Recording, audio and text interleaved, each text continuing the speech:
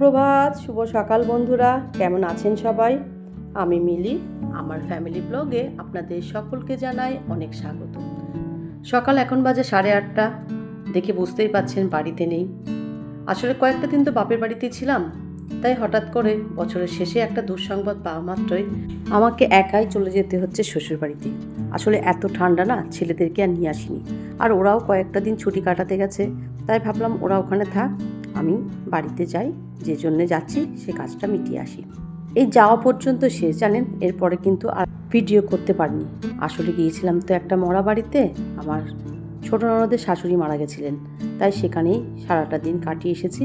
এটা হচ্ছে পরের দিন সকালবেলা ঘুম থেকে যথারীতি উঠেছি। ঠান্ডার তো পড়েছে সেই প্রচণ্ড, আর আজকে আবার একটু সূর্য মামার দেখাও গেছে, তাই ঘরের বিছানাগুলো তুলে নিয়েছি। ঘরগুলো পরিষ্কারই আছে, যেহেতু ছেলেরা বাড়িতে নেই, তাই ঘরগুলো ঠিকঠাকই আছে। ঘরগুলো ঝাড় দিয়ে মুছে নেব, রান্না বান্না করব, তারপরে বিকালের দিকে আবার চলে যাব বাপের বাড়িতে। সবার আগে ঘরগুলো ঝাড় দিচ্ছি। আসলে কয়েকটা দিন বাড়িতে ছিলাম না, ঘরগুলো খুবই নোংরা হয়ে গেছে, তাই ভালো করে আগে ঝাড় দিয়ে নিলাম। গতকাল এসেও কিন্তু ঘরটা ঝাড় দিয়ে নিয়েছিলাম ভালো করে। বিছানাগুলো তো ঠিকই আছে, চাদরগুলো ভাবলাম চেঞ্জ করব, কিন্তু ভাবলাম না, আজকে আর করবো না, বাড়িতে আসি তারপরে বিছানার চাদরগুলো চেঞ্জ করব। রান্না বান্না করে নিয়েছি। কি রান্না করছি চলুন আপনাদেরকে দেখাই। এই দেখুন, চিকেন, অনেকটা পরিমাণে চিকেন রান্না করে যাচ্ছি, কারণ আবারও তো গিয়ে কয়েকটা দিন ওখানে থাকবো, তাই আমার শ্বশুরমশাই আর আমার হাজব্যান্ড দুজনেই এই চিকেন দিয়ে কয়েকটা দিন খেয়ে নেবে, আর ভাতে ভাত করবে, তাহলেই হয়ে যাবে। আসলে কি বলুন তো, বাড়ি থেকে একটু না বেরোলেও বাচ্চাদের মনটাও ভালো লাগে না, তাই ওদের জন্যেও যাওয়া। ওরা আবার আমাকে ছেড়ে থাকতে পারবে না বেশি দিন, তাই যাওয়া। আর আসলে ওরা পড়াশোনার মধ্যে থাকে তো, ছুটি তো পায় না, তাই ওদেরকে নিয়ে একটু যাওয়া, আর আমিও একটু যাই, যাতে আমারও মনটা একটু ফ্রেশ হয়ে যায়। সবার সঙ্গে কথাবার্তা হাসি ঠাট্টা করে ছুটিটা কাটাতে বেশ ভালোই লাগে।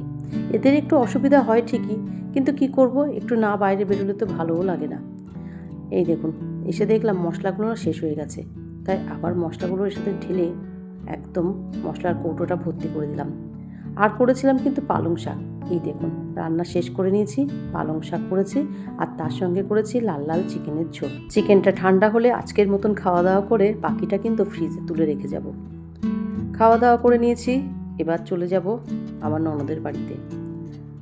চলুন যাই, ঘুরে আসি, একবার দেখা করে তারপরে চলে যাব বাপের বাড়িতে।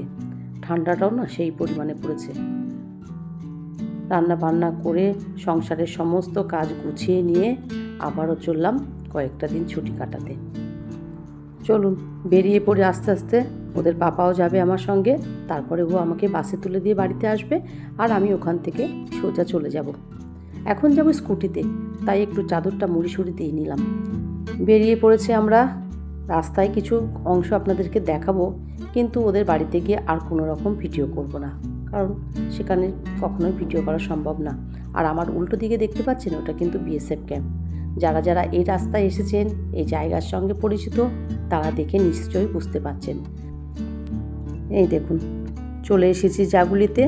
এখান থেকে একটু টার্ন নিয়েই যাব মোহনপুর জায়গাটা কিন্তু বিসিকেবি ইউনিভার্সিটির জন্য কিন্তু বিখ্যাত, মানে বিধানচন্দ্র কৃষি বিশ্ববিদ্যালয়।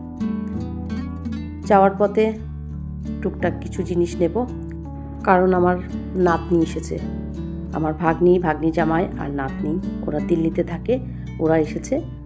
ছোট্ট পুচকিটার জন্য কিছু টুকটাক জিনিস নিয়ে এখান থেকে চলে যাব। কী নিলাম সেগুলো না আর আপনাদের সঙ্গে শেয়ার করতে একদমই ভুলে গেছি, জানেন। চলুন আবারও বেরিয়ে পড়ি।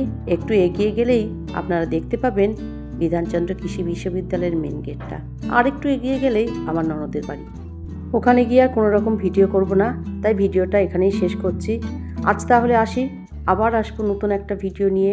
সবাই খুব ভালো থাকবেন, সুস্থ থাকবেন, সাবধানে থাকবেন, আর ভিডিওটা ভালো লাগলে অবশ্যই একটা লাইক করে দেবেন।